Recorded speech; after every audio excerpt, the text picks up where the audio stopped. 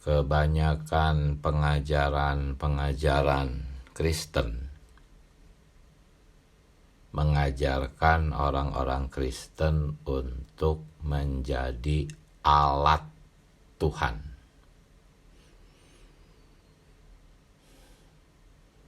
Ya, hanya di kita dalam pemulihan Tuhan, kita tidak mengajarkan orang-orang Kristen untuk menjadi alat, tetapi menjadi bejana. Alat itu bukan untuk menampung. Alat dengan yang punya alat itu terpisah. Tetapi kalau bejana adalah untuk menampung. Apa yang ditampung? Ya, yang menciptakannya. Inilah wahyu Alkitab. Tadi kita doa baca bahwa kekuatan ini bukan berasal dari kita. Ya, harta ini ada di dalam bejana tanah liat, supaya nyata bahwa kekuatan yang berlimpah-limpah itu bukan berasal dari kita, tapi dari Allah. Nah, kekuatannya ini ada di dalam bejana, bukan kekuatan yang diberikan kepada sebuah alat. Kalau alat, ya memang kekuatannya dari Tuhan, tetapi tetap alat itu bukan untuk menampung Allah. Banyak orang Kristen salah paham terhadap kekuatan yang berasal dari Allah. Dalam pemikiran kebanyakan orang Kristen, kekuatan itu berasal dari Allah, tetapi bukan Allah itu sendiri. Karena konsep mereka hanya alat. Tapi kalau mereka sadar mereka bejana menampung Allah, maka kekuatan itu bukan berasal dari Allah, tetapi Allah itu sendiri.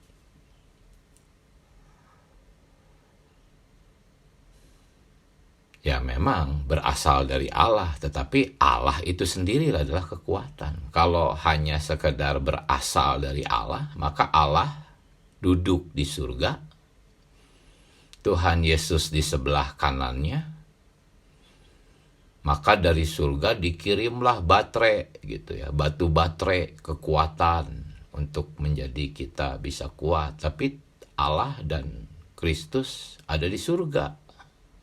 Yang disalurkan hanya kekuatannya. Inilah pemikiran yang banyak ya mengendalikan konsepsi orang Kristen.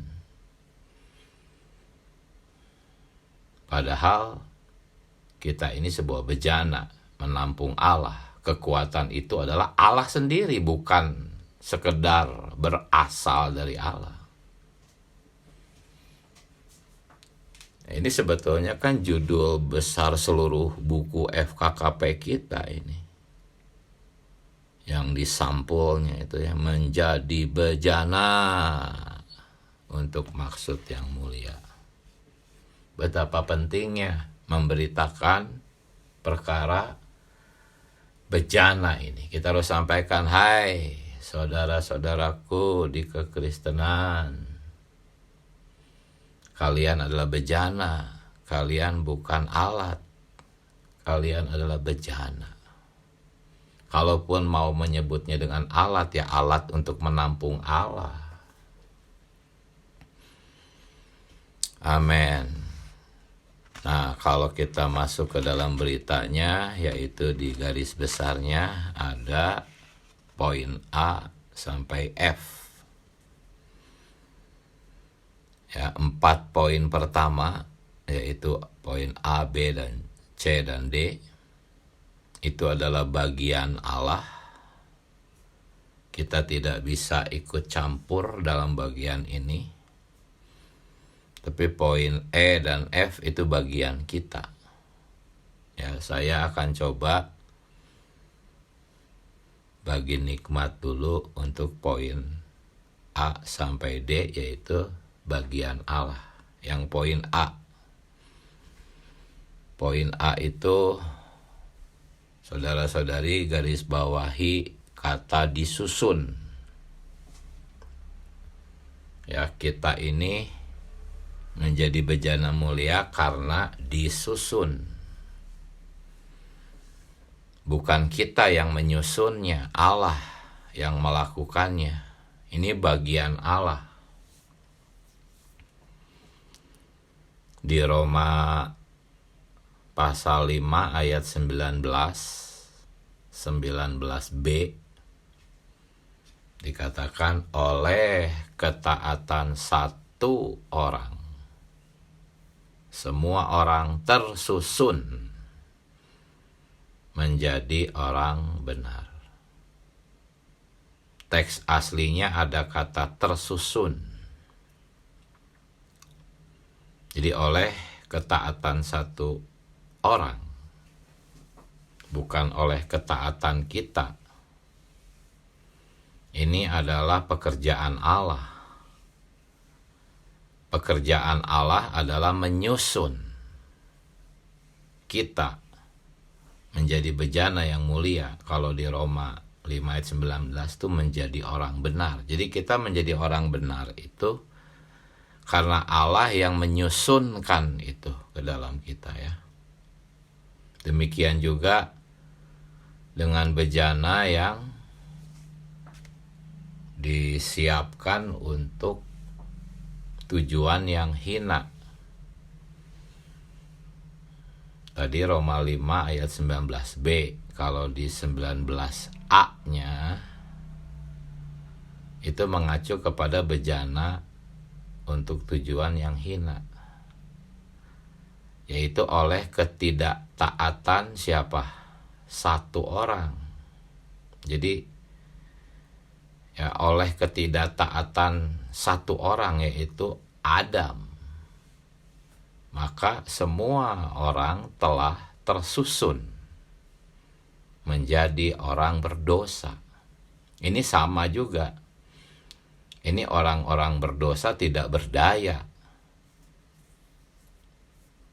Seperti yang beberapa hari terakhir kita terus bicarakan, ya, mengenai ciptaan lama yang diakhiri tetapi tidak dihukum, karena mereka itu orang-orang berdosa yang tersusun menjadi orang dosa karena Adam, bukan karena pilihan mereka sendiri. Kalau di Roma pasal 9 ayat 21 sampai 23 tuh mereka bejana yang memang dibuat ya untuk tujuan yang hina. Mereka sendiri tidak memintanya, tidak berusaha, tidak juga melawan atau memberontak, ya, karena memang tukang periuknya bikin dua jenis bejana, yang satu tujuan yang mulia, yang satu tujuan yang hina. Ya, tetapi saudara-saudari, kita tidak tahu, ya, kita tidak bisa tahu siapa bejana-bejana yang untuk tujuan hina. Jangan nebak-nebak, ya. Pokoknya beritakan saja Injil ke semua orang, ya. Tetapi Galatia 6 ayat 1, ketika kita melakukannya, dikatakan kita harus sambil menjaga diri sendiri, ya, sambil berjaga-jaga. Ya, itulah poin A. Jadi kita ini tersusun menjadi bejana yang mulia, bejana emas, disusun oleh unsur emas. Itu karena Allah yang melakukannya. Ini bagian Allah, ya. kita tidak bekerja sama dalam hal yang ini. Nanti poin E dan F baru itu kerja sama kita. Kemudian poin B, ya, kita menjadi bejana untuk maksud mulia itu karena apa? Karena dipersiapkan. Siapa yang mempersiapkan? Ya Allah. Nah itu jadi yang poin B itu dipersiapkan. Itu garis bawahi. Bukan kita yang mempersiapkan diri kita. Allah lah yang menciptakannya, ya, mempersiapkannya. Yang satu dipersiapkan untuk diisi oleh emas, yang satu dipersiapkan untuk diisi oleh sesuatu yang hina. Itu Allah semua yang melakukannya. Kita bejana-bejana hanya ikut saja apa yang Allah mau, nggak bisa ada pilihan, ya. Kemudian poin C, ya, kita adalah bejana-bejana kehormatan, itu telah ditetapkan. Jadi Allah yang menetapkan. Sebelum kita diciptakan, Allah sudah menetapkan. Dan poin D-nya juga Allah telah memilih. Ini yang dikatakan di Efesus 1 ayat 4. Bahwa kita ini sudah ditetapkan, dipilih sebelum dunia dijadikan. Jadi ini bagian Allah, ya. Poin A, B, C, D. Yohanes 15 ayat 16 juga kan berkata, bukan kamu yang memilih aku, tetapi akulah yang memilih kamu. Jadi kita tidak boleh bermegah diri. Dalam perkara ini kita menjadi orang-orang yang adalah bejana kehormatan. Itu bukan karena kebaikan Anda, bukan karena keinginan Anda, bukan Anda yang memilih, bukan Anda yang menetapkan, bertekad. Tidak ada. Ya. Dan demikian juga dengan bejana-bejana yang memang diciptakan untuk diisi oleh sesuatu yang hina. Mereka pun juga tidak ada pilihan, ya. Jadi tidak bolehlah kita bermegah, merasa lebih baik karena aku berhasil memilih Allah, sedangkan orang-orang lainnya tidak mau memilih Allah. Bukan seperti itu. Bukan kita kok yang mau memilih. Allah yang sudah memilih, menetapkan, mempersiapkan berdasarkan maksudnya sendiri. Sama sekali tidak ada maksud kita di sana, ya. Lalu dia yang menyusun kita dengan unsur emas. Ini poin A, B, C, D bagian Allah, ya. Nah, untuk 4 poin yang ini, saudara-saudari, untuk 4 poin tadi, Tuhan tidak ingin kita melakukan apapun. Dan jangan juga merasa mampu melakukan apapun. Kalau kemarin hari pertama itu ada 2 hal yang berlawanan dengan maksud kekal Allah. Hal yang pertama yang berlawanan dengan maksud kekal Allah adalah 1, mengetahui. 2, melakukan. Oh Tuhan Yesus, coba saudara-saudari perhatikan 2 hal ini. Allah tidak ingin Anda tahu. Dan yang kedua, Allah tidak ingin Anda melakukan. Kemarin kita membaca bahwa kekristenan, sekolah-sekolah teologi justru mengajar orang-orang untuk menjadi tahu. Justru mengajar orang-orang untuk melakukan. Nah, mungkin bingung ini kalau hanya sampai di sini perkataannya. Saudara-saudari, ingat nggak waktu di Taman Eden, Adam dan Hawa, mereka telanjang. Nggak malu tuh mereka, nggak malu. Karena mereka nggak tahu, gitu. Mereka nggak tahu. Allah memang tidak memberitahu apa-apa, dan karena mereka nggak tahu ya mereka jadi nggak malu, gitu kan. Nah, ketika mereka kemasukan pengetahuan ke dalam diri mereka, tiba-tiba mereka jadi malu, gitu kan. Tadinya nggak tahu, sekarang jadi tahu, gitu. Malu dan mulai mencari sesuatu untuk menutupi. Lalu poin saya ada di Kejadian 3 ayat 11, poin saya. Maksud saya apa? Ketika pertama kali Allah menjumpai manusia, lalu manusia berkata, aku malu, aku telanjang. Yang Tuhan tanyakan apa? Kejadian 3 ayat 11. Siapa yang memberitahu, gitu. Jadi Allah tuh tidak suka, gitu, kalau Adam dan Hawa tahu. Makanya dia bertanya di Kejadian 3 ayat 11, siapa yang memberitahu, gitu kan. Jadi tahu ini tuh berlawanan, saudara-saudari. Ketika Abraham disuruh pergi keluar dari tanah asalnya, Allah tidak memberitahu jalannya harus ke kiri, harus ke kanan. Allah tidak memberi sebuah peta. Kalau dikasih sebuah peta, mungkin Abraham jadi tahu.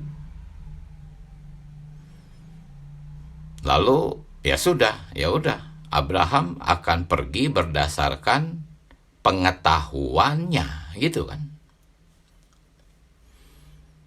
Tapi Allah nggak mau kita tuh menjadi tahu, gitu. Nanti kita kayak Abraham misalnya kalau dikasih peta, ya. Kalau seseorang dikasih peta, maka dia akan bersandar kepada peta itu. Allah dia tinggalkan di belakangnya. Itu alasan Allah tidak memberi sebuah peta kepada Abraham. Karena keinginan Allah tuh Abraham bersandar kepada Tuhan. Tuhan ingin pergi bersama Abraham. Tuhan tidak ingin ditinggalkan oleh Abraham. Kalau dia kasih sebuah peta, bisa-bisa Abraham pergi dengan ditemani peta itu. Allahnya diabaikan. Allah nggak mau. Itu maksudnya pengetahuan membuat kita meninggalkan Allah dan bersandar kepada apa yang kita tahu. Itu yang dimaksudkan FKKP kemarin, bahwa kalau kita tahu sesuatu itu berlawanan dengan kehendak kekal Allah. Dan ketika Adam dan Hawa itu berkata mereka malu, Allah tidak suka kepada apa yang mereka tahu. Makanya ditanya siapa yang memberitahu, gitu kan. Jadi saudara-saudari, jangan mengejar pengetahuan. Tetapi ya itu, kemarin kita melihat ya di dalam kekristenan, sekolah-sekolah teologi tidak diajarkan bahwa kita ini bejana untuk diisi. Ya, kekuatan itu adalah diri Allah sendiri. Bahkan pengetahuan kita tuh harus diri Allah sendiri, yang instan, ya, rema, instan. Jadi Abraham ketika itu tidak diberi peta. Dia harus belok ke kiri atau belok ke kanan. Dia tahu secara instan Allah yang berbicara saat itu. Ayo Abraham ke kanan. Ya. Coba kalau Abraham bawa satu peta, dia tidak akan bertanya kepada Allah. Saudara-saudari, tidak bertanya kepada Allah itu jahat di mata Allah. Itu berarti Anda tahu, gitu kan? Makanya di dalam doa tuh penting sekali bertanya. Dalam kidung-kidung tentang doa banyak sekali di sana. Doa tanya kepada Tuhan. Kalau Anda tidak bertanya berarti Anda tahu. Dan itu tidak Allah sukai, tidak Allah kehendaki. Berlawanan dengan kehendak kekal Allah. Yang Allah inginkan adalah Allah itu berbaur dengan Anda, berjalan bersama-sama dengan Anda, dan Anda mengetahui apapun dari Allah, bukan dari pengetahuan Anda. Anda mengetahui segala sesuatu itu dari Allah, gitu. Ya. Makanya perlu sering-sering bertanya kepada Allah. Tetapi sayang sekali banyak orang Kristen mengejar pengetahuan agar mereka tahu, gitu. Dan firman Allah berkata pengetahuan yang sedemikian membuat orang sombong.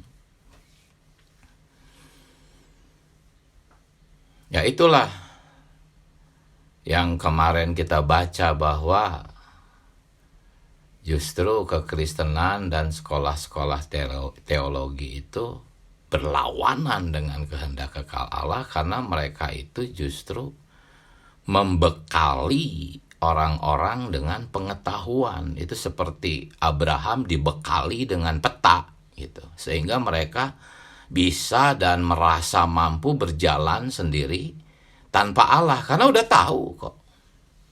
Dan setelah tahu kemudian melakukan berdasarkan apa yang mereka tahu, bukan berdasarkan Allah yang berbicara, bukan. Mereka mengetahui Alkitab itu berbeda dengan mereka mendengar pembicaraan Allah. Yang Allah inginkan adalah kita membaca Alkitab, tetapi ketika kita melakukan sesuatu, kita lakukan karena kita mendengar rema, gitu. Tetapi tidak dengan kebanyakan para siswa-siswa ya teologi. Mereka sudah tahu, ya sudah. Tidak ada tuh ajaran untuk mendengarkan dulu rema. Kalau nggak ada rema, jangan bergerak. Kalau nggak ada rema, jangan melakukan. Tidak ada pengajaran seperti itu di sekolah-sekolah Alkitab maupun di kekristenan. Jadi bahayanya tahu tuh apa? Yaitu kita jadi tidak bersandar Allah, gitu ya. Inilah untuk hal-hal yang bagian Allah, kita jangan ingin punya pengetahuan. Sebaiknya kita menjadi orang-orang yang terus berjalan ke kemana-mana berdua gitu bersama Allah. Tuhan, pokoknya kapanpun aku butuh suatu pengetahuan, aku akan tanya Engkau dan Engkau yang berbicara melalui rema. Itulah pengetahuan yang satu-satunya yang harus kita miliki. Nah sekarang poin E dan F itu bagian kita hanyalah apa? Terbuka untuk diisi. Hanya terbuka, kita tidak disuruh belajar, kita tidak disuruh menghafalkan, kita tidak disuruh untuk mengetahui, kita hanya disuruh terbuka saja. Ya. Dan kalaupun bejana itu tertutup, ya rencana Allah tidak akan gagal karena Allah sudah menetapkan, Allah sudah memilih, Allah sudah mempersiapkan, gak mungkin gagal. Hanya apa? Akibatnya itu yang di poin E2 itu. Bukan gagal, tetapi Allah terhambat, gitu. Ya itu paling terhambat. Terhambatnya berapa lama ya? 1000 tahun. Gitu. Kalau Anda menjadi bejana yang terbuka, maka sisa umur Anda bisa beres. Rata-rata mungkin di tengah-tengah kita sekarang ada yang sisa umurnya mungkin 30 tahun lagi, ada yang sisa umurnya 40 tahun lagi atau 50 tahun lagi, ada juga yang sisa umurnya tinggal sisa 10 tahun lagi. Itu bisa beres sebetulnya, asal kita doa, Tuhan, aku berserah penuh kepadamu, sisa umurku aku mau terbuka kepadamu. Maka Allah pasti akan memenuhi, berapapun sisa umur Anda. Dan kalau Allah merasa nggak cukup, Allah perpanjang gitu. Yang penting sampai penuh. Tetapi kalau Anda tertutup, ya paling terhambat 1000 tahun gitu aja. Ya. Kalau bagi saya sih sangat mengerikan. Lalu kemarin juga kita harus berhati-hati terhadap rumah yang besar itu, saudara-saudari. Ya. Berhati-hati terhadap rumah yang besar. Kita harus menyucikan diri. Menyucikan diri dari apa? Dari kejahatan dan dari bejana-bejana yang untuk tujuan hina gitu. Hati-hati, itu ada di rumah besar, saudara-saudari. Kalau di rumah Tuhan tidak ada, ya, tapi adanya di rumah besar. Rumah besar ini seperti pohon besar yang di Matius itu. Itu adalah dunia kekristenan. Kenapa dunia kekristenan? Karena ya bahayanya tuh mereka seperti orang Kristen gitu, padahal palsu gitu. Kalau terhadap agama-agama lain ya nggak perlu berhati-hati, kita udah tahu lah itu mereka nggak percaya Tuhan Yesus. Tetapi yang perlu berhati-hati itu kepada rumah besar, kekristenan, pohon besar, karena di sana ada banyak bejana-bejana untuk tujuan yang hina, tapi agamanya Kristen, mirip sekali, percis sekali. Jadi di satu sisi kita harus berhati-hati, di sisi lain tetap memberitakan Injil karena kita tidak tahu siapa mereka. Hanya kalau di dalam penghidupan gereja, ya, saudara kita menulis, kalaupun ada itu sangat sedikit dan mereka tidak akan betah tinggal di tengah-tengah penghidupan gereja yang normal. Kenapa?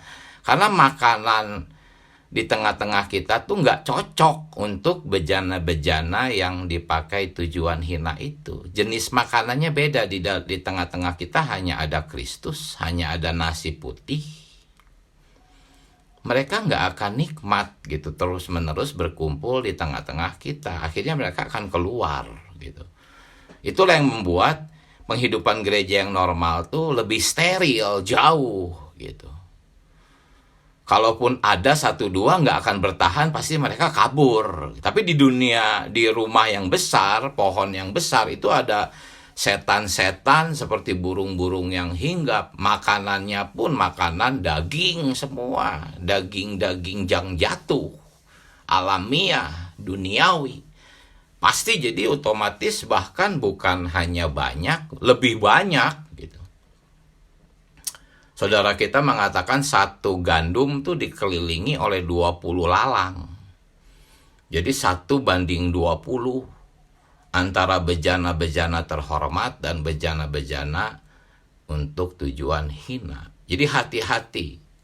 Kita harus lebih berhati-hati terhadap rumah yang besar itu. Pohon yang besar, dunia kekristenan. Karena terlihat mirip, tetapi itu semua akan membuat kita terhambat 1000 tahun, saudara-saudari. Amin. Silahkan sekarang saudara-saudari berbagi nikmat, langsung open mic ya. Amin. Banyak terang ya persekutuan pagi hari ini, saudara ya. Satu yang terkesan bagi saya adalah bahwa Allah hanya menciptakan 2 bejana ya di rumah yang besar itu. Ini hanya skupnya kita bicara rumah yang besar itu. Ya, bejana yang mulia, yaitu bejana yang sudah dipilih Allah sebelumnya dijadikan, ya, yang dipersiapkan untuk menampung dirinya sendiri, ya, bagi tujuannya untuk supaya dia dapat diekspresikan. Dan bejana yang kurang mulia, yang tidak mulia, yang hanya berisikan hayat alamiah, ya. Tuhan, tapi melalui ini saudari, ya, saya juga tidak bisa berbangga diri, ya, karena saya hari ini ada di dalam pemulihan, kebenaran sudah saya peroleh, ya. Ini semuanya hanya karena belas kasihan Allah. Sehingga saya tidak bisa lagi menghakimi atau merendahkan saudara-saudari yang lain, ya, dari baik saudari yang ada di tengah-tengah kita maupun ada di dalam kekristenan, karena kita tidak tahu, ya, siapa bejana yang dipakai Allah untuk menampung kemuliaannya, juga bejana Allah yang tidak bagi dirinya, ya, untuk menampung dirinya, Allah Sang Mulia itu sendiri. Tuhan Yesus, hari ini hanya mengucap syukur saja kepada Tuhan bahwa kita sudah dipilih. Kita mengetahui bahwa kita memang sudah dipilih, ya. Keperluan kita hari ini adalah terus terbuka terhadap diri Allah itu sendiri, supaya kita bisa benar-benar bisa menjadi ekspresinya Allah, ya. Allah tertampung di dalam kita bagi ekspresinya. Kita juga terus bisa bekerja sama dengan Allah, ya, untuk memberitakan Injil kepada semua orang, ya. Tidak boleh pandang bulu, ya, tidak boleh menebak-nebak, ini orang yang enak untuk diberitakan Injil, ya, pasti ini pilihan Tuhan. Kita tidak tahu seperti itu. Ini yang sulit, ya, untuk diberitakan Injil ini pasti bukan bejana untuk kemuliaan Tuhan. Kita tidak bisa menebak-nebak seperti itu, ya. Keperluan kita hari ini dipenuhi dengan Tuhan, dipenuhi dengan kebenaran Tuhan, dan setia terhadap pekerjaan Tuhan, ya, menyalurkan hayatnya kepada orang lain. Di Tuhan, amin. Amin, haleluya, puji Tuhan. Amin. Silahkan saudara-saudari lain. Amin.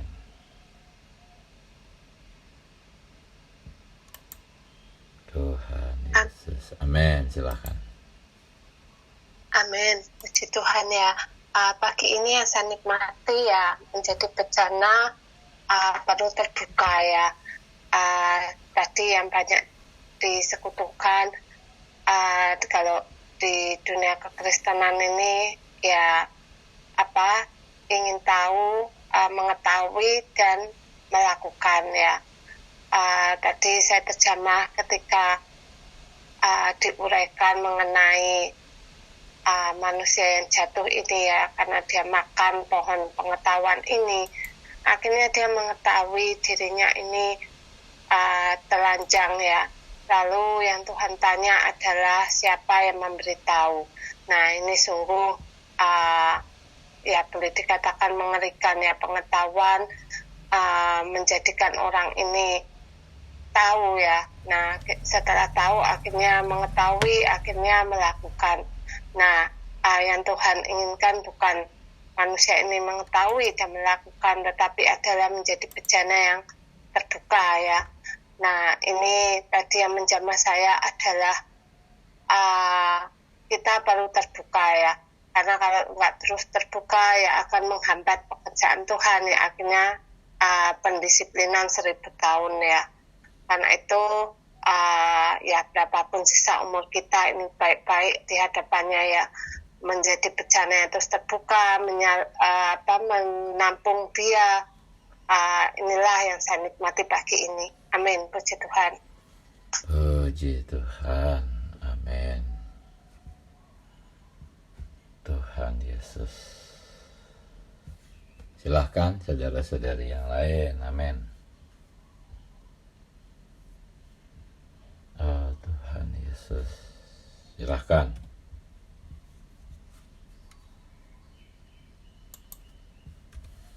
Amin. Mari.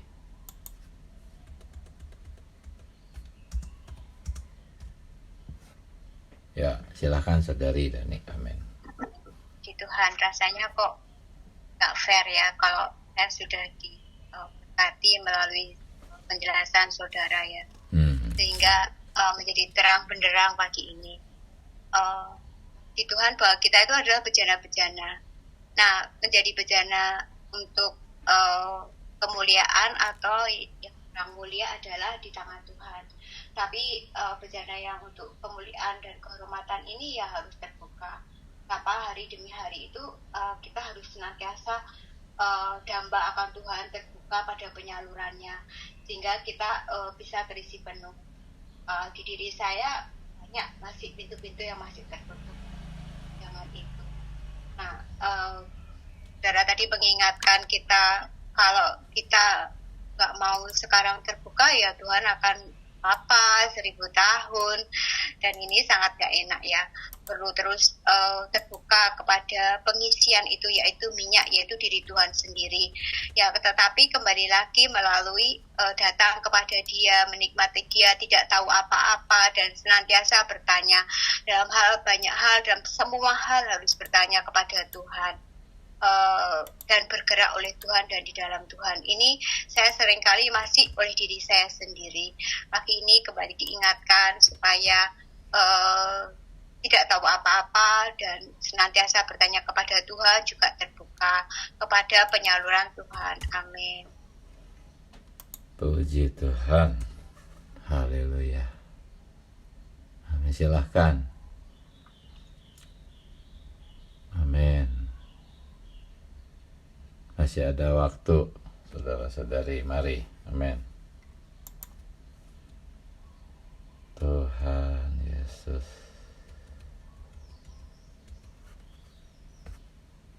Amin.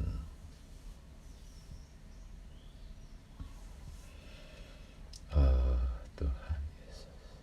Mari. Masih bisa nih 1-2 orang lagi. Amin.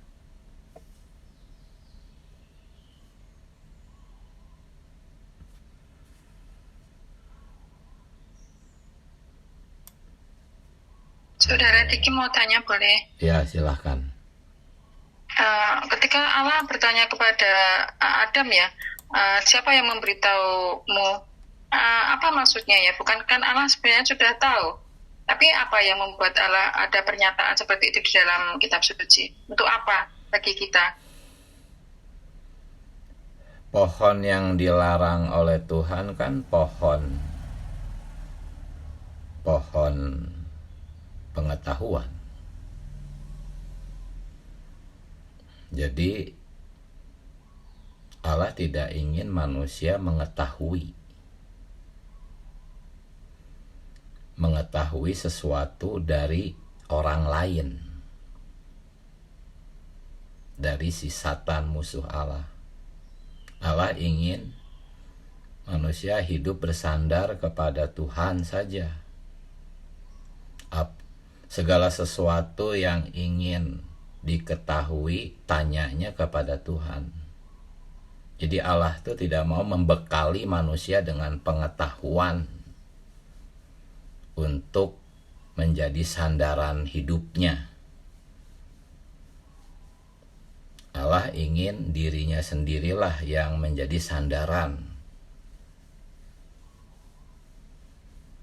Itulah pengetahuan yang sejati. Kita boleh baca Alkitab, belajar Alkitab, tetapi itu semua tidak boleh menjadi sandaran.